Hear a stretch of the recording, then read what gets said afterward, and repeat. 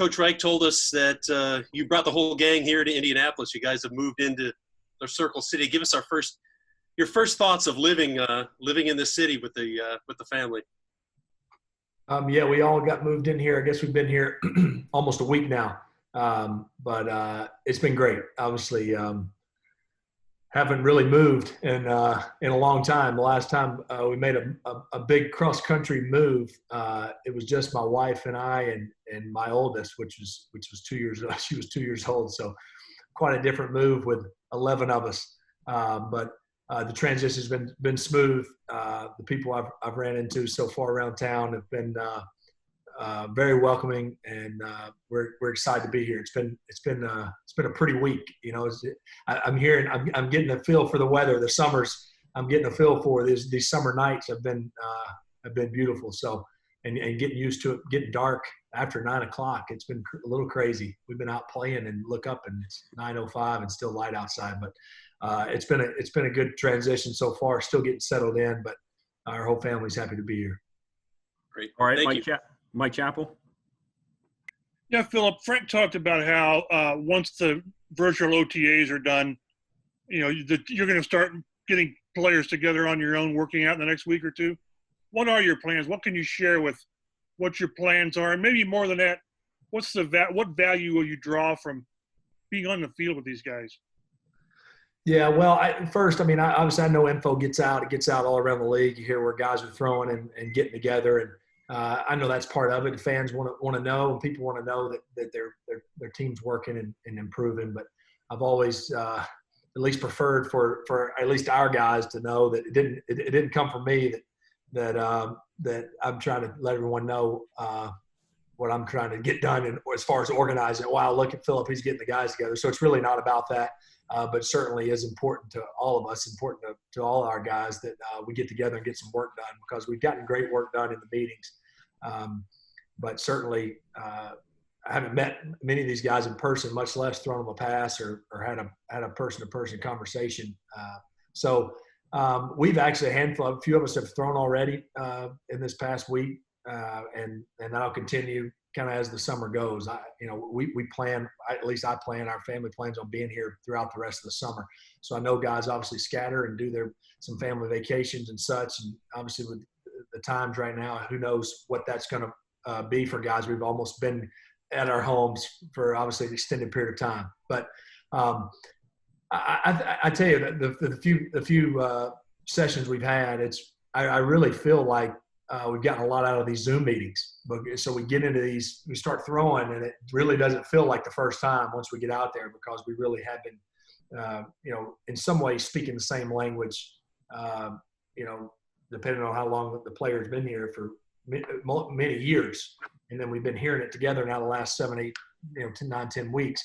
And then now we get on the field, and it seems like we're ahead of the curve a little bit from that standpoint. So it'll continue kind of intermittently throughout the rest of the summer. And, it's those little things that come up. It's not the matter of going out there and throwing a comeback and throwing a curl and throwing a shallow. I mean, those things are good. We need that work. But it's more a little conversation that comes up, or maybe seeing a guy's body movement going, ooh, I felt how he did that at the top of a route. And I like how that feels. Or, hey, here's what I'm expecting. It's all those little conversations that come up in the next few weeks and throughout training camp that will be very helpful. All right, Olivia Ray. Phil, we were outside Lucas Oil Stadium today looking at that Peyton Manning statue, and for most of his career, people were following that streak of consecutive starts he had. That's one number people watched. I wanted to know what your streak means for you and your career. Yeah, well, I was always aware of his streak as well. That is one, I guess, streak, or one kind of thing that's always meant a lot to me. I think, there's a lot of things that go into that, right? I mean, it's obviously been blessed enough to be healthy enough to be out there. There is an element of toughness to it. There's also means you guys are protecting you. I mean, it's so many things involved that allow you to be able to suit up each and every week. But that's always been important to me to be available and to be out there every Sunday that I could be. And thankfully that's been, 220 something plus in a row. So, certainly the desire and hope is to keep that thing going and keep it going.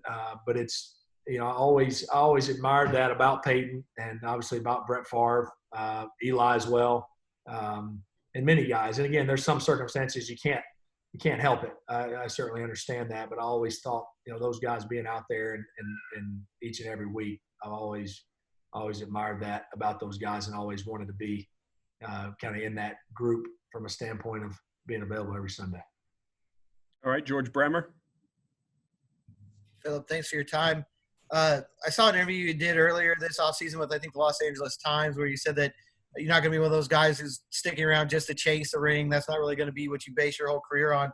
But how much did the opportunity to compete for a Super Bowl play into your decision to come here to Indianapolis? Yeah, well, it certainly plays a part. I mean, I feel like, every team believes they got a chance, but there's probably only, all 32 probably don't really have a chance to win it all each and every year. And I know whichever team you're on, you're going to believe that, and as competitors you do, but certainly having the opportunity to come here with, with what this team has built and Chris Ballard and Frank and Mr. Irsay and the whole organization and what they've kind of gotten built and the direction that we're headed here made it exciting. It certainly did. But it wasn't the only thing. I do still love to play. I mean, I love to suit up and play. I love the camaraderie in the locker room. I love that, being a teammate. I love all that comes with it. The life lessons, still being able to come home after a day's work or come home after a game, win or lose, and have good discussions with my children and family about things you've learned and things, how to deal with things. So there's still a lot of value in it, way beyond trying to, lead a team to a championship. But certainly that is the ultimate goal, and having an opportunity to be on a team and be part of a team that where that's a realistic goal certainly was a positive. All right, Stephen Holder. Hey, Philip. I wonder something, just watching from afar, when you're a quarterback, you're a high draft pick, you have a lot of success over your career. Obviously, that comes with a lot of attention and praise. It felt like, at least from afar, last year might have been one of the first years where people maybe doubted you. I don't know if that's too strong a word, but maybe you felt that, maybe you didn't. You don't strike me as a guy who's bothered by that. But did you feel, what did that feel like for the first time? And do you, as a result, feel like you have something to prove, or do you care about any of that? Yeah, well, I think you have the right read on that. At its core is that it doesn't bother me. I don't care, but at the same time, shoot, we're all human, and at times I think what may have aggravated me a little bit last year was, that I just couldn't play anymore. When you heard that, it bothered me, because I wanted to go, shoot, let's turn on the tape and watch all the good things. Yes, there were some bad plays last year. There were some certainly throws I want back, and certainly some very costly mistakes. So I own up to all those, but I just think I knew there was so much good, and I still shoot. I had some throws last year that were probably as good as I've had in my whole career. So I knew. So I didn't feel like I had to, sell that to anyone. But at the same time, it did aggravate you a little bit. And I think that's okay. I think it's okay to be aware. I'm one of those guys that likes to be aware. I don't go searching for stories and want to keep up with what everybody thinks. But at the same time, I like to kind of be in tune with what's going on. I don't really try to hide from that. I'm not one of those that doesn't turn on the TV or look at anything during the season. So, but I don't feel like I have anything to prove. But I am excited though to go have a better season and go play better and help this team, win a bunch of games and obviously try to accomplish our goals. But that is, again, isn't a motivating factor. That isn't. I don't go, gosh, I gotta keep going just so nobody thinks I've lost it. That certainly is way, way, way, way down, if even on the list. I don't even think about that as far as going into this season. All right, Mike Wells. Hey, Philip, appreciate the time with us. Can you kind of take us through what it's been like trying to get caught up to speed and learning the offense, doing it virtually? I know, you've run Frank's system essentially since 2013, but what this process has been like since this started in mid-April? Yeah, it's really exceeded expectations as far as terms of what we've been able to get done. I really could not have imagined getting as much done as we're getting done. I think it's a credit to the coaching staff, to obviously Frank starts with, and then in terms of organizing it all. But and I can't speak for the defensive side, but and what Nick has done offensively with the staff, how organized and how efficient the meetings have been. I mean, I could go on and on. It's been unbelievable, from just seamless, from different coaches presenting to different coaches sharing their screen and sharing video and going to this, to that, doing virtual walkthroughs, and Ryan's making calls and we're sending guys in motion. And it's been awesome. So I don't think, had this not been my first year here, I would have said, shoot, I don't know, what more we could have gained by being in the building from a meeting standpoint. Now, shoot, gosh, you lose a lot. Like I'd already mentioned, the camaraderie in the locker room and sitting in there after you've done the conditioning, and then obviously the on the field work that we would have gotten done and all the time spent together. But in terms of just football and just in the meeting room and what we can get done, I don't know what we've, what's been lacking. So it's been really good. And like you said, I do know the scheme. I've known it, but there's always tweaks. There's always tweaks when you haven't been with guys in a handful of years, and it's been longer without Frank than it has been Nick. And then obviously the mesh of those two, and then of other coaches and their ideas. There's different terminology that they've changed. Sometimes things that I remember calling this, now we're calling that. So that I feel like that's been good for me. There hasn't been I always worked at it hard in the off season, but I never had to study. I would work and like to watch tape and go back and evaluate the previous year and do all that stuff. But as far as actually studying playbook stuff, I hadn't had to do that in a long time. So that has actually been fun to do, and been kind of a challenge to have to flip through the notebook and look up things that you're used to knowing like the back of your hand. I've had to work at that a little bit. Then I want to ask you a follow-up question. When you have 9 kids and you're quarantined, how do you guys entertain each other? I mean, what has this been like with 9 kids and basically being isolated? Well, I tell you, it's as you can imagine, that's a lot of us in the home all the time. But it's been awesome. It really has. It's been really good. We can't use the excuse that our children can't use the excuse they're bored. There's plenty of playmates in the house. So it's thankfully we were throughout the winter months, which I know were tougher up here. We were in the Gulf, in the Panhandle of Florida, Northwest Florida. So it got turned to spring a little sooner than it did here. So we were at least able to be out and about in the neighborhood and riding bikes and things like that. But, it was, I know obviously probably many more negatives and heartaches and hardships and deaths and all that the virus has brought with the quarantine. But some of the positives were certainly spending a lot more family time, as I know all of us can appreciate. All right, Zach Kiefer. Hey, Philip, you touched on this a little bit. It's got to be a little weird to have a bunch of new teammates at this stage of your career, and also maybe a little refreshing. I'm just curious, how have your relationship developed with a guy like T.Y. Hilton and Quentin Nelson and Anthony Costanzo, and then Jacoby Brissett as well? Because that could have been an awkward situation. Yeah, no, you're right. I think it is weird being in these virtual meetings, and obviously you text guys here and there, and you reach out with a phone call here and there, but it's just not the same when you're not around them. I think that interaction and the joking and the way you kind of communicate, it's hard to fully get all of it and kind of have those kind of bonds and those interactions unless you're in person. So I've tried to do it a little bit, in the meetings, in the huddle, as we're doing things, kind of just go about it the way I would always. And you're not really sure how it comes off when you're not with the guys. Can't always see their reactions, just like I can't see all your faces right now. But, it's so it is different. But it is refreshing in a sense. I mean, I truly, one of my favorite things is being a teammate. I love being a teammate. I love that locker room and having, so many different guys, and having, because of football, we've all come together and have been able to meet. And here I am in year 17 and going to a whole new locker room and being brand new and not knowing really any of these guys other than competing against them. So I look forward to training camp to get to actually be around these guys in person. I look forward to, the few weeks to come when I'll be around them a bit more as well. So it was interesting,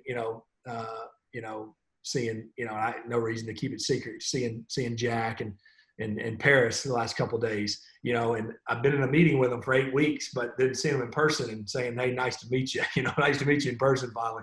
So it certainly is a little weird, but it's been great. I've heard nothing but positives about the locker room, and certainly it's all been true, if not even more, just based on being around them now virtually for the last handful of weeks. All right, Greg Doyle. What up, Philip? How are you doing? Hey, Greg. Hey, 2 questions. It's what I do. One is, where did you and your family move to? What town and what school system will your kids be in?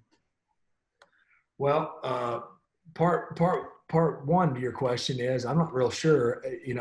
Sometimes when I give an address out, they say I'm in Westfield, and then other times they've said Noblesville. So I'm in one of the two. And as far as schools go, we're not quite sure yet. We're kind of zeroing in on that. We homeschooled last year, and with all that's obviously transpired in the last few months, not knowing what's ahead, we're still kind of sorting through that. Okay, thank you. Second question. Yeah, that was one question, Conti. Here's my second one. Were you here or were you there in Alabama or the Panhandle, wherever, during all these protests? And the same question, Conti, is what has it meant to you personally, whether it's just thoughts you've had about it or if you've been out and seen it yourself? Yeah, I guess we've kind of been both places. We were there, and days are running together when you're moving, all of us. But I guess both places. No, I'm not seeing in person.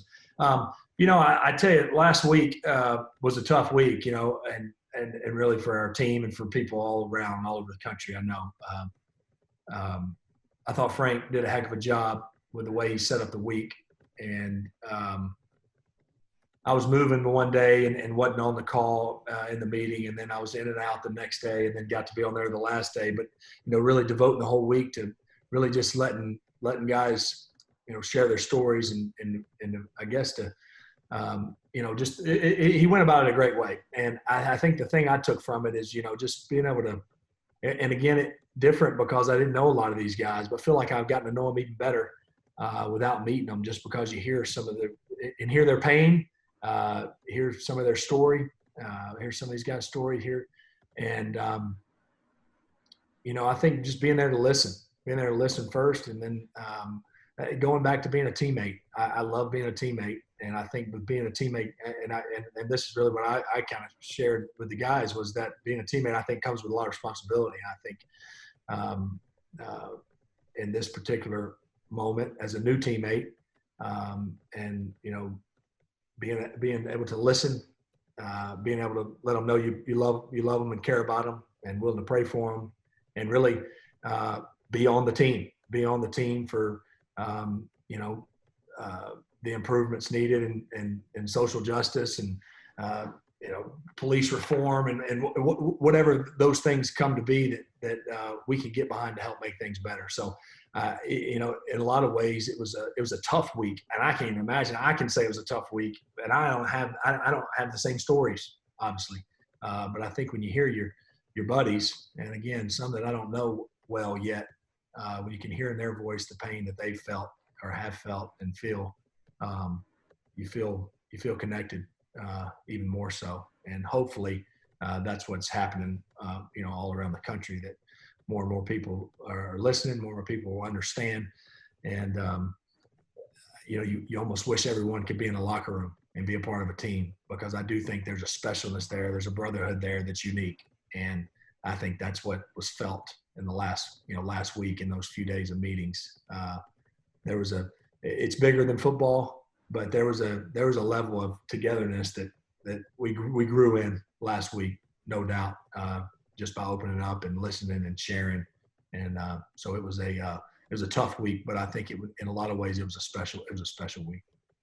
All right, Phil B. Welcome to Indy, Philip. Thank you for your time, sir.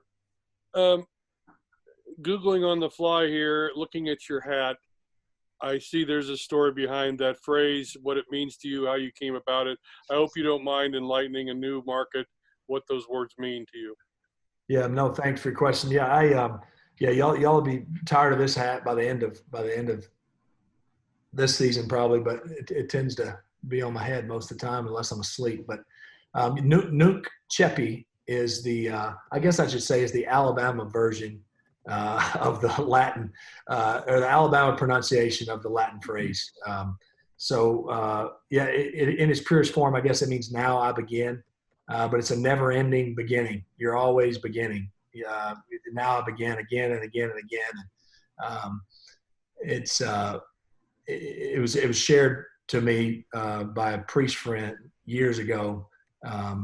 And it's really, if you asked any of my children what's Dad's favorite phrase or what's our family phrase, they would say it immediately. And I really try to apply it to my life all the way through, both as a dad, as a husband, in my faith, on the football field, as a quarterback, as a teammate, anything you do, you're always beginning again. So I've always, you always hear a lot about finish, and much in sports is about finish, and this is kind of the opposite of that. It's also, how many times have you heard every player that's ever played say, "Let's go," "Let's go." Everybody's always saying, "Let's go," and it's just a different way of saying that. No, it's Nuke Cheppy. Let's begin. We begin again. We begin again. So I've always used it football wise. Personally, it's, hey, you throw a touchdown, Nuke Cheppy. Let's begin. Now we got to begin again. Now we begin. You throw an interception, you certainly got to begin again. And so obviously, I gave you the brief version of how it applies, and I've shared it with teammates over the years and different teams and things. And if it hits you, it hits you, and if it doesn't, you can discard it. But I've always thought it's been very applicable. I think with our children, with young people, it's applicable. It's with all of us, right? In the classroom, they're struggling in math or they have a bad test grade. Well, Nuke Cheppy, I've seen it used. I've seen a comparison. I've seen it used also like a big stack of laundry, right? Or a bunch of dishes in the sink. And if you look at the whole big pile, it looks like a lot. But if you just begin again and begin again and begin again, you look up and that the sink will be clean and the laundry will be folded. So there it is. Thank you. Got time for just a couple more here. Joel Erickson, go ahead.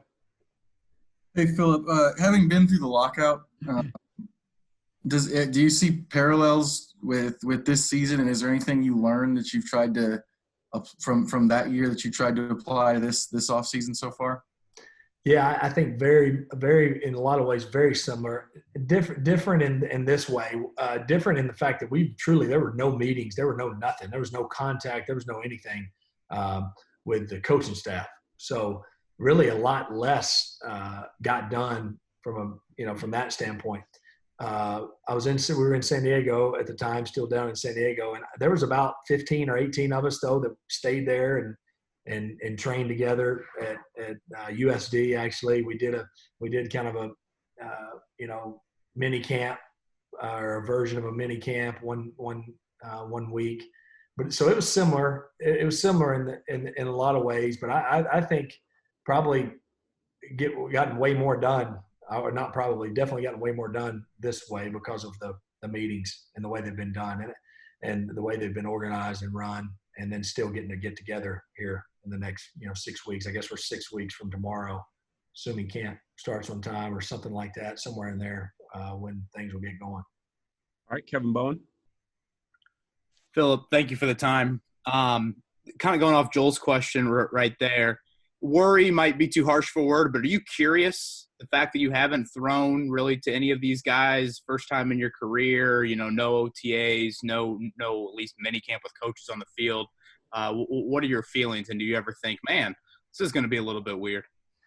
I really don't. I mean, not to kind of make it like a no big deal, but I just don't think it's going to be. I mean, I really don't. I mean, I can say again, I've thrown twice with a few guys, and I go, man, it didn't feel like it's just 2 times. It really doesn't. And I think a lot of that, again, is being in the same offense, and it's Nick, Frank, and along with the other coaches, it's been the route disciplines, the route technique, it's all been coached the way I'm used to. It's like they're running the route the way I know the way I ran it and believe it and know it. So I think that's going to make for an easier transition from that standpoint. And so it's funny though. I'm more excited than I am concerned. It's more exciting. Like I was a little nervous. I was a little nervous the night before we were going to throw the other day. I was like, shoot, I'm throwing these guys for the first time.